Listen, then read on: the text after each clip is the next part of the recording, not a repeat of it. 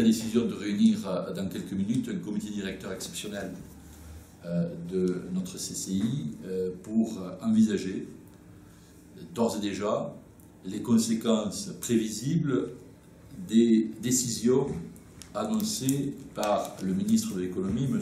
Montebourg, dont je viens d'apprendre qu'elles seraient validées par Matignon. J'observe au préalable, avant de rentrer dans le détail des conséquences que ces décisions, si elles étaient maintenues, pourraient avoir au plan local, je voudrais faire 2 ou 3 observations liminaires.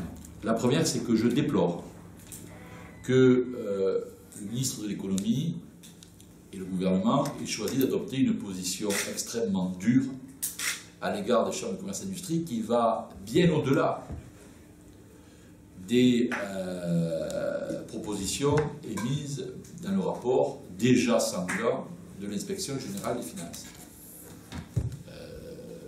Nous avions, à la fin du mois de juin, eu l'occasion de nous exprimer les uns et les autres sur l'appréciation qui était la nôtre, et je l'avais fait notamment lors d'une interview et également lors de l'Assemblée générale de Barège, pour évoquer les conséquences dangereuses qu'aurait pu avoir la mise en œuvre du rapport de l'inspection générale des finances. Or, le gouvernement a décidé d'aller au-delà des propositions émises par l'inspection générale des finances. La conséquence de tout ceci va être tout d'abord un tour de passe-passe budgétaire. Tour de passe-passe budgétaire parce que on réduit les ressources des chambres de commerce et d'industrie sans pour autant réduire les prélèvements correspondants sur les entreprises. Et la différence va être affectée au budget général de l'État. C'est-à-dire qu'on veut, par un tour de passe-passe budgétaire, nous faire prendre des vessies pour des lanternes, c'est-à-dire une augmentation des ressources de l'État pour une réduction des dépenses publiques. Si on considère que les chambres de commerce et d'industrie, comme veut le faire croire le gouvernement, font partie du périmètre de l'État, nous sommes à iso-dépenses. C'est-à-dire que sur 100 de ressources fiscales, on n'en laisse plus que 60 au CCI, mais les 40 sont versés dans le budget général de l'État. D'où cette notion de détournement d'argent de l'entreprise et surtout de tour de passe-passe budgétaire. Deuxièmement, alors que le président de la République s'est fait élire en disant qu'il serait très attentif au dialogue, notamment avec les corps intermédiaires, le mépris affiché par le gouvernement à l'égard des corps intermédiaires que constituent les chambres de commerce et d'industrie me paraît en parfaite contradiction avec l'esprit et la philosophie revendiqués par le président de la République. Troisième réflexion, la conséquence de tout ceci va être à court terme une forte diminution de l'intervention des CCI et à moyen terme un risque de disparition pour l'outil qui est un outil utile d'appui et d'animation économique sur le plan local et sur le plan territorial. Ce que je constate une fois de plus avec regret, c'est que la politique actuellement affichée par l'État consiste à privilégier les grandes métropoles et les grandes régions au détriment des territoires comme les nôtres. Nous avons vu d'ailleurs, lors du débat parlementaire sur la réforme territoriale, les échanges qu'il y a eu. Je salue d'ailleurs les interventions de certains parlementaires, dont la députée de notre département, qui se sont engagés pour défendre l'identité des territoires locaux.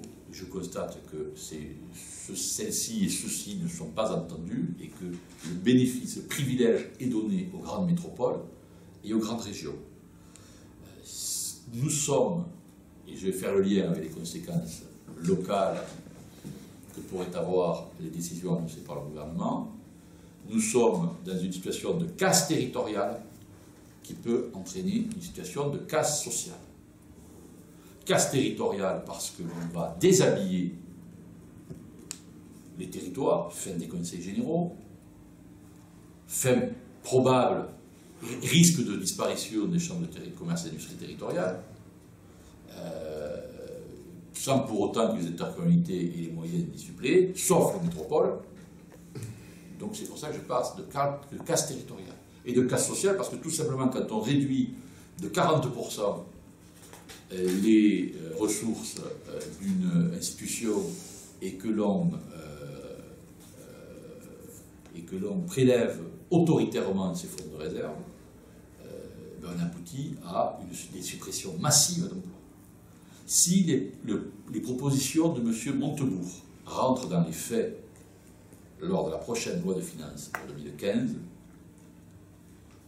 l'État prendra la responsabilité d'un vaste plan social pouvant concerner entre 6 et 8 000 emplois au plan national. 6 à 8 000 emplois. Quelles pourraient être les conséquences au plan local? Tout d'abord, des conséquences, vous l'avez compris, sociales. Je ne pourrai rien faire dans l'équation budgétaire qui nous sera contrainte. Je ne pourrai rien faire pour atténuer les conséquences sociales au plan local de la décision du gouvernement. Il faudra que l'État assume ses responsabilités. Si à la fois on réduit nos ressources et si à la fois nous pompons nos fonds de réserve, nous serons obligés de supprimer des postes sans avoir les moyens de payer, nous, Chambre de commerce et d'industrie, les indemnités de licenciement. L'État devra assumer ses responsabilités. Autre conséquence directe sur l'animation économique et locale, nous avons déjà dû, en raison des décisions antérieures prises par l'État, réduire fortement notre participation au financement de la liaison aérienne Tarbes-Lourdes-Paris-Orly. Nous allons arrêter tout financement de cette ligne. Nous n'avons plus les moyens, nous, Chambre de commerce et d'industrie, de contribuer au financement de la liaison sous OSP entre Tarbes, Lourdes-Pyrénées et Paris-Orly.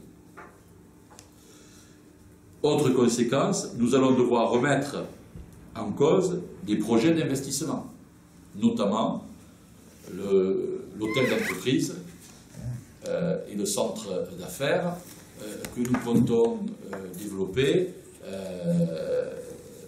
sur le site de l'Arsenal. Donc ça, c'est un risque de mise en cause de ce projet, qui est un projet extrêmement important, qui peut contribuer, qui doit contribuer à l'accueil et à l'épanouissement d'activités d'entreprises et notamment d'activités innovantes. Nous avons un projet extrêmement fort en la matière. Nous ne savons pas si nous continuerons à avoir les moyens de mener ceci. Et vous imaginez les conséquences que cela peut avoir. Et sans compter qu'un chantier de cette espèce est important pour les entreprises du bâtiment électro-public. Encore un projet d'investissement qui risque d'être mis en cause par une décision de l'État. Autre conséquence, c'est des conséquences directes sur nos outils de formation. Le rapport de l'Inspection générale des finances, et M. Montebourg, nous dit les activités de formation qui sont déficitaires, c'est-à-dire qui nécessitent une contribution du service général de la Chambre pour l'équilibre financier, doivent cesser d'être accompagnées. Nous, chaque année, nous mettons dans le pôle formation de la Chambre, l'institution, dans son pôle formation, fait une contribution interservice de 500 000 €. Pour aboutir à un résultat juste à l'équilibre, ou les bonnes années, 100 à 150 000 €, juste à l'équilibre. Pourquoi? Parce que nous avons des activités de formation qui sont extrêmement utiles à l'économie locale. Je vais prendre deux exemples. Le premier, c'est le Centre d'études des langues, qui historiquement a toujours été extrêmement fort dans les Hautes-Pyrénées en raison de la typologie de la structure touristique des Hautes-Pyrénées, avec en particulier Lourdes. Et donc nous formons beaucoup de salariés saisonniers de Lourdes à la maîtrise des langues étrangères. Ce n'est pas une activité par nature excédentaire. Qui assurera au coût que nous proposons la formation de ces salariés? Nous pourrons probablement plus le faire. Autre exemple, l'école de gestion et de commerce, qui est un formidable outil de formation de ce département, qui contribue au rayonnement de la formation post-bac dans les Hautes-Pyrénées. Nous avons développé, en partenariat avec nos collègues des autres EGC, une école qui permet à un coût modéré, d'avoir une formation Bac+3 de type bachelor à Tarbes permet à des jeunes issus souvent de milieux modestes et locaux d'accéder à une formation, 3 600 € de frais de scolarité l'année, plus les frais de vie à Tarbes, qui restent dans la famille. Bien sûr, M. Montebourg et l'IGF disent, mais non, attendez, il y a bachelor, Bac plus 3 à Toulouse, allez-y. Mais ce n'est pas 3 600 €, c'est 6 000 €. Et le coût d'entretien d'un étudiant à Toulouse, ce n'est pas le coût d'entretien d'un étudiant à Tarbes. Donc effectivement, nous mettons de l'argent public pour équilibrer ce genre d'activité, mais nous avons l'impression de faire œuvre économique et sociale utile. Et c'est la raison pour laquelle je parle de casse territoriale et de casse sociale dans les conséquences prévisibles. Et puis ça aura des conséquences sur l'apprentissage. Nous avons un certain nombre d'étudiants qui sont là en apprentissage. Voilà des postes d'apprentissage qui vont être fermés. Au moment où le gouvernement nous dit que la priorité c'est l'apprentissage, nous n'allons plus avoir les moyens de former les apprentis. Vous avez déjà vu que nous avons dû nous résoudre à déposer le bilan du centre de formation d'apprentis. Et maintenant, c'est les formations d'apprentissage de la CCI qui ne vont pas pouvoir perdurer. Mais je me demande à ce train-là où on va. Ou alors qu'on explique que dans une ville, une agglomération comme Tarbes, un département comme le Pyrénées, mais il ne faut rien avoir comme structure d'accompagnement de formation. Tout le monde a qu'à aller à Toulouse ou à Bordeaux, et ça sera plus simple. Et c'est là, vous voyez, quand je dis qu'on favorise les métropoles au détriment des territoires, ce n'est pas une clause de style, d'un présupposé, un préjugé politique, je peux l'illustrer, je peux le démontrer. Autre exemple de formation qui risque d'être mis en cause, c'est l'outil de formation, c'est le centre de formation en maintenance aéronautique, Aero Training Center. Je prends un exemple, nous formons du personnel pour maintenance aéronautique, pour tarmac, y compris personnel qui va être affecté sur les deux sites, Tarbes et Teruel. Donc partenariat avec les industriels locaux. Au moment où nous allons participer au mois de septembre au forum des sous-traitants d'Airbus à Toulouse, où nous allons recevoir d'importants industriels du monde aéronautique dans notre département à l'automne. Parmi les atouts de ce département, notre capacité à former du personnel qualifié à maintenance aéronautique, aurons-nous toujours les moyens de le faire? Je n'en suis pas certain. Autre équipement menacé, c'est l'antenne CCI de Lourdes. Aurons-nous toujours les moyens, avec plus de 40% de ressources de fonctionnement à moins, de maintenir une antenne à Lourdes? Le centre routier, ici, à Tarbes. L'organisation de manifestations à caractère économique, comme la foire de Tarbes, le salon du mariage, le salon de la maison. Ne vous faites pas d'illusions. La Chambre de commerce et d'industrie ne fait pas du gras en organisant une telle manifestation. Nous perdons de l'argent. Mais nous considérons que c'est notre vocation d'établissement public à caractère économique dans ce département d'investir de l'argent, de la ressource publique, pour développer des manifestations à caractère économique. L'association qui gérait préalablement la foire était une association déficitaire. Elle a dû cesser son activité car elle ne s'en sortait plus. Nous avons repris cette activité parce que nous avions jusqu'à présent, nous croyions, nous espérions avoir les reins assez solides pour faire face à ce genre de choses, pour maintenir une activité comme celle-là. Rideau.